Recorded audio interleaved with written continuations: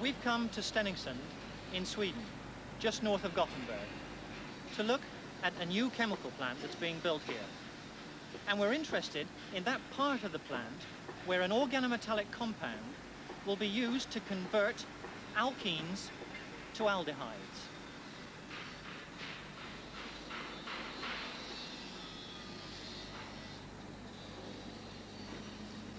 But there are two parts to this story. We want to talk about organometallic compounds in both of them, but in two different contexts. In the first part, we're going to look at that class of organometallic compounds called Grignard reagents, how they're synthesized in the laboratory, and how they're used to make other organic compounds. And for the other part of our story, we've come here to Sweden. And here, the organometallic compound is not being used as a reagent, but as a catalyst. And that's what we're going to look at. Organometallic compounds, then. Carbon compounds bonded to metals. You know that there's a whole variety of organic compounds, and you know that there's a large number of metals. So you won't be surprised to learn that organometallic chemistry has been a very fruitful area of research, bridging as it does the disciplines of organic and inorganic chemistry. Organometallic compounds were first discovered at the beginning of this century. And when they were, it must have been quite astounding to take solid metals, react them with carbon compounds, and get volatile liquids. Indeed, Lord Kelvin at the time is known to have remarked that here was an example of giving wings to metals.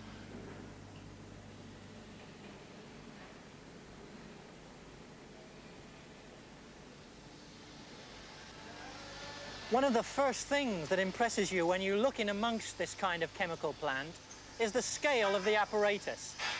This is just a big reaction vessel. But the kind of reactions we're going to look at first are Grignard reactions. And there, the apparatus looks quite different. Well, the apparatus looks rather complicated. But when you discover that Grignard reagents are susceptible to reacting with both water and oxygen, you can appreciate that we need to provide ourselves with a situation where the apparatus is scrupulously clean and dry, and also provide an inert atmosphere. We provide the inert atmosphere by passing nitrogen through the flask, up through the condenser, and out through the bubbler on the top of the condenser. In the reaction flask, we've got the magnesium turnings stirring in ether, and it's the ether that's going to act as our solvent for the reaction. You can see now why we need an overhead stirrer. A magnetic stir bar in here would simply get lost in the magnesium turnings and stop. The condenser, well, that's so that once the reaction starts, it can carry on refluxing quite gently. By that I mean that the reaction mixture can boil up, condense back into the reaction flask.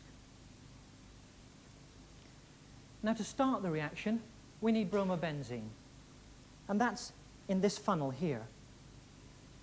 So if we connect in the funnel to the third arm of our three-necked flask, and then reconnect the nitrogen supply to the top of the funnel, we're ready to start the reaction, or at least try and start the reaction. One of the problems with a Grignard reaction is that it doesn't always start straight away. There seems to be an induction period during which active sites need to be created on the magnesium surface. And there are a number of tricks for bringing about this. One trick that's often used to start the Grignard reaction is to add a crystal or two of iodine. First, though, let's add some of the aryl halide, the bromobenzene, and then remove the funnel and drop into the reaction mixture a few crystals of iodine.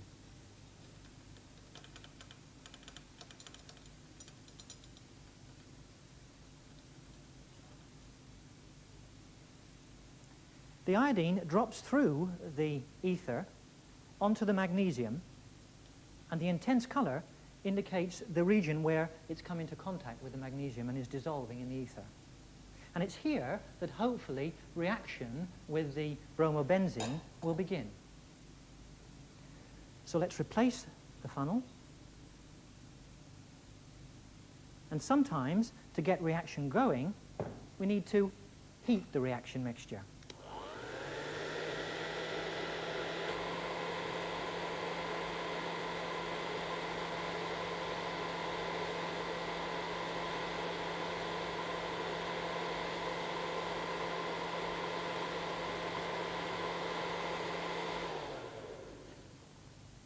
The reaction's beginning on the surface of the magnesium turnings, and so now we can stir.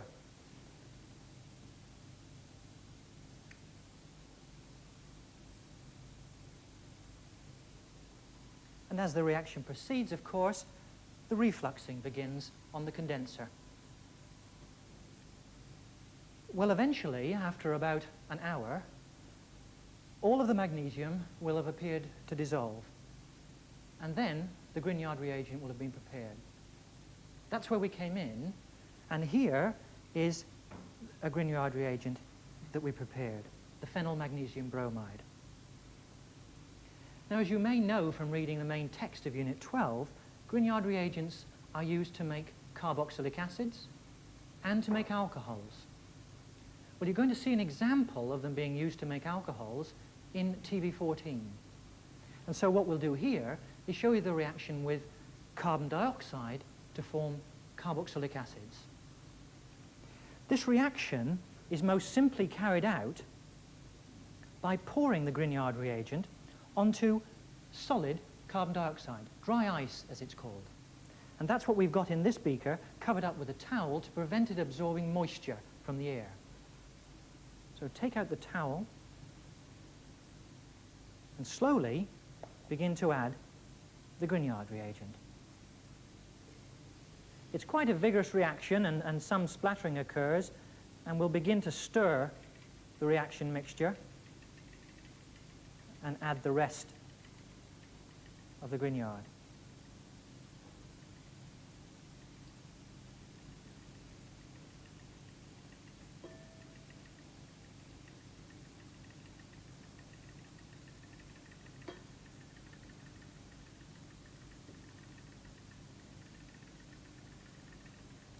In order for that reaction to go to completion, we need to stir it for a bit longer. So while we do that, let's ask ourselves the question, what's the mechanism of this reaction that we've carried out? What's the mechanism of the reaction to form the carboxylic acid? And let's try and figure out what the structure of the product is. Bromobenzene reacts with magnesium in ether to form phenyl magnesium bromide, an example of a Grignard reagent. Note that via this reaction, the magnesium becomes bonded to the same carbon atom that was previously bonded to the halogen atom. You can think of the pair of electrons that constitute this magnesium to carbon bond as spending most of their time closer to the carbon atom than the magnesium, and by so doing, providing a polarization of charge. Delta plus on the magnesium and delta minus on the carbon atom. Grignard reagents are useful because they are very reactive compounds. In the reaction with carbon dioxide that we've just carried out, we can think of the phenyl group acting as a nucleophile and attacking the carbonyl group of the carbon dioxide molecule. Following the curly arrow shows us that this results in the formation of a magnesium salt. The magnesium salt of benzoic acid in this case. Note the formation of a new carbon to carbon bond. Well, the salt can then be hydrolyzed to form benzoic acid and a magnesium complex. This complex is a gelatinous material that's difficult to work with. But if acid is used for hydrolysis, instead of just water, then water-soluble magnesium salts are formed. And this makes life much easier when we come to isolate and purify the carboxylic acid. So we're not quite there yet. The reaction product so far is the magnesium salt of of the carboxylic acid. And we need to hydrolyze that to form the free carboxylic acid itself. And we can do that with cold hydrochloric acid. So let's add that. And stir it up.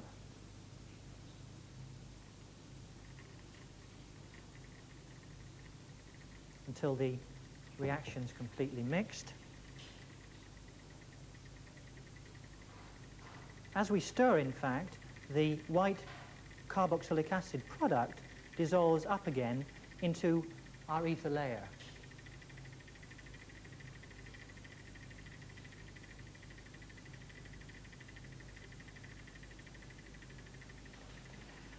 Well, that in theory is our pure carboxylic acid, but in fact it's a very crude product.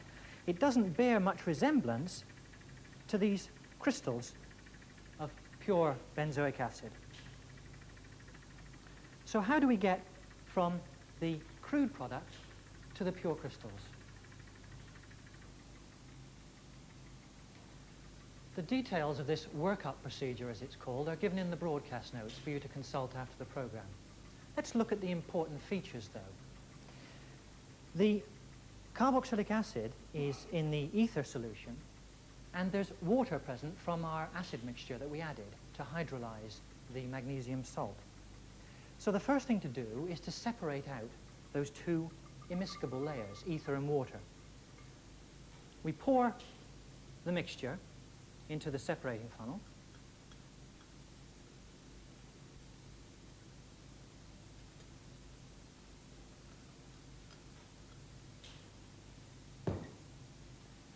And then to ensure that the carboxylic acid has been extracted into the ether, we shake this up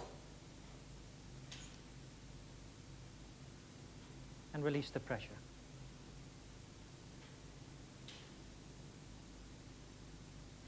And then allow the two layers to completely separate.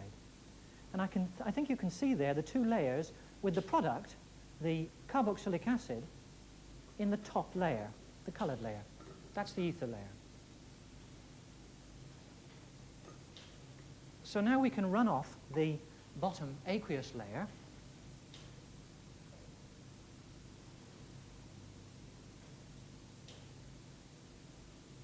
making sure that we don't include some of the ether layer in with it.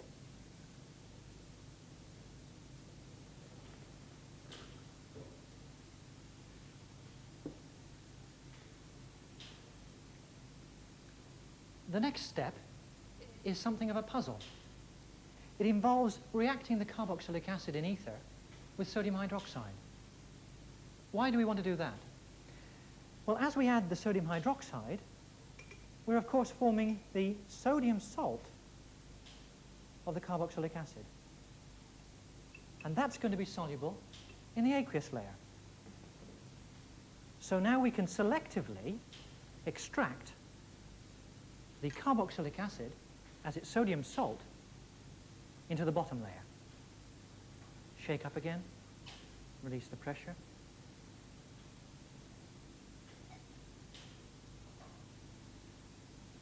Allow the two layers to separate. And I think this time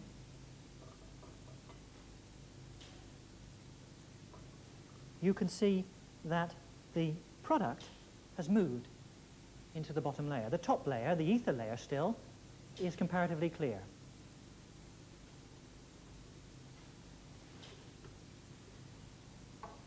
So if we run off the bottom layer,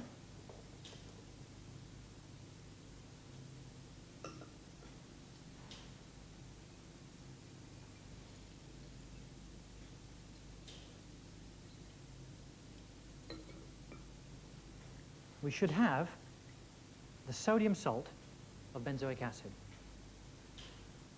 What we've got to do now, of course, is to reacidify the salt with some hydrochloric acid.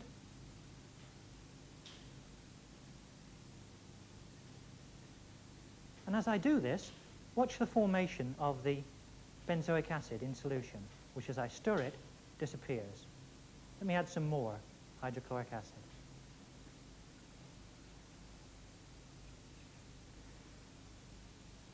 Well, we continued doing that until the solution was at an acidic pH. And then we'd repeat the extraction into ether,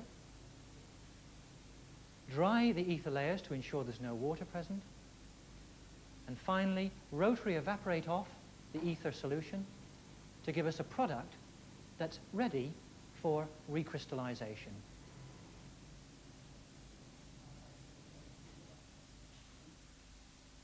Our organometallic catalyst is a rhodium compound, and the reaction it catalyzes converts an alkene to a mixture of aldehydes. It's called a hydroformylation reaction, and when we made this program in Sweden, this plant was only the second in the world to use the rhodium catalyst.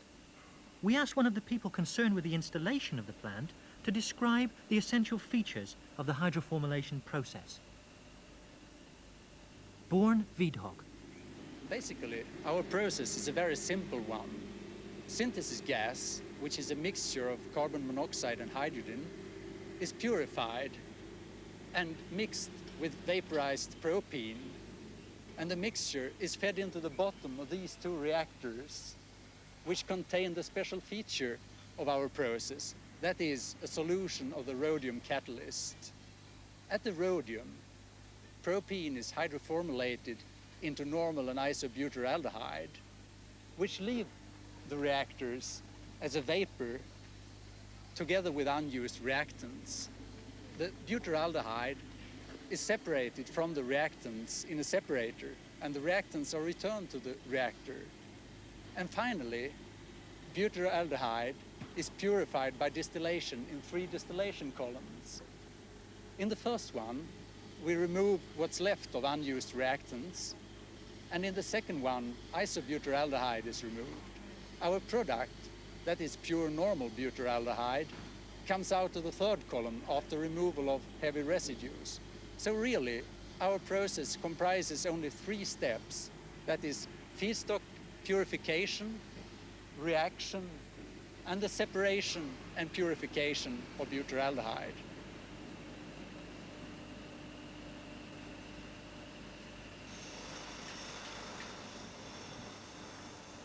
So this is where the products of the reaction are separated. And if you think about it, the products are both C4 carbon chains. The only difference between them is that one's branched and the other's the unbranched isomer. But it's the unbranched isomer that we want. And so we've got to get rid of the branched isomer, the isobutyraldehyde. And this distillation tower is where that takes place.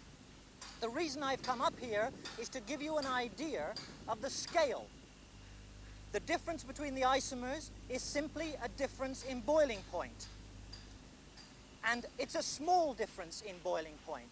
So you can contrast this distillation tower, which separates out isobutyraldehyde, with the distillation tower over there, where we isolate out our product, N-butyraldehyde. So small differences in physical properties need big differences when we come and look at chemical plants. But now we've looked at the products and how we can separate them. But the crucial step in this reaction takes place in the reaction vessel, and that's where the organometallic catalyst is involved.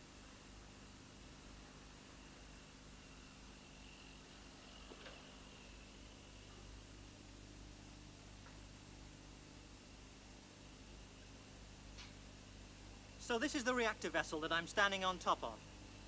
And inside of here is where the propene and the synthesis gas react together in the presence of the organometallic catalyst to form the aldehydes. The conditions under which the reaction's carried out are crucial. And the reaction that we're going to be interested in then takes place down there. Propene reacts with carbon monoxide and hydrogen, the so-called synthesis gas, to form a mixture of isobutyraldehyde and butyraldehyde. The gaseous reactants pass from small bubbles into the liquid phase where reaction takes place in the presence of the rhodium catalyst. 100 degrees centigrade and 15 atmospheres pressure are all that are required for efficient conversion of reactants to products. It's this low pressure that's a real winner. it means that there's no need to compress the gases coming into the reaction vessel. Also, with low pressure, the walls of this vessel can be thinner. Savings on both energy and capital, both of which are at a premium these days.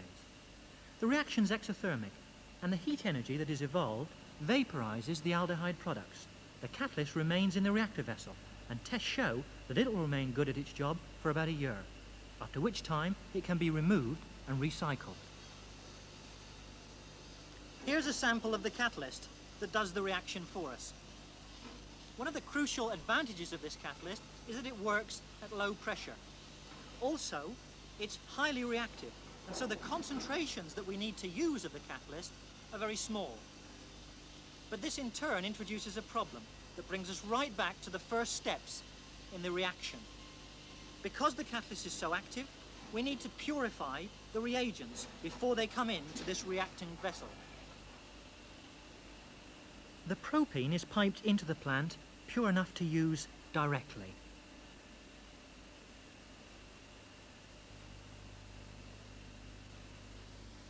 The synthesis gas, however, is made on site by burning fuel oil in the presence of steam in this vessel to give carbon monoxide and hydrogen.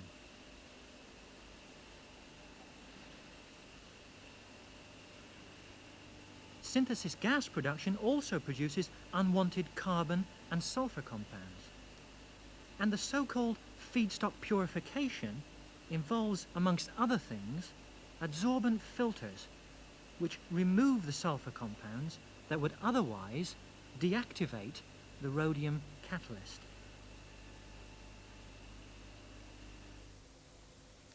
This is the control room where the chemistry can be controlled and monitored. And when the plant's complete, one operator will be able to follow the progress of the hydroformylation reaction from in here. He'll be able to look at the temperature of the reaction vessel and the pressure. And that can be maintained as accurately as plus or minus half a degree and plus or minus 0.05 of an atmosphere. And if previous experience with other plants is anything to go by, the plant will be in operation for about 99% of the time. And so the catalyst is not going to get much of a rest. But it's not only the control of the chemistry that's important, it's the concern for the environment. So what are the effluents from this process? Well, there's only two, and interestingly enough, both of those can be used as fuels.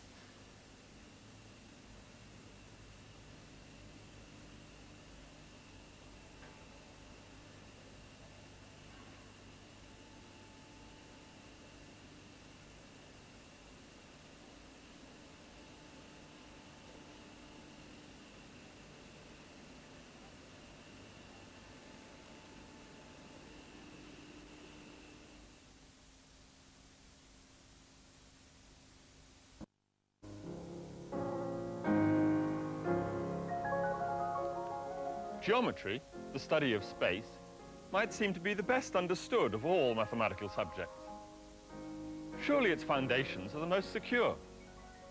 But when mathematicians in the 18th and 19th centuries looked hard at these foundations, they found things were not so comforting. Perhaps Euclidean geometry could be wrong. What if alternative geometries could be found? Could the nature of space itself be in doubt?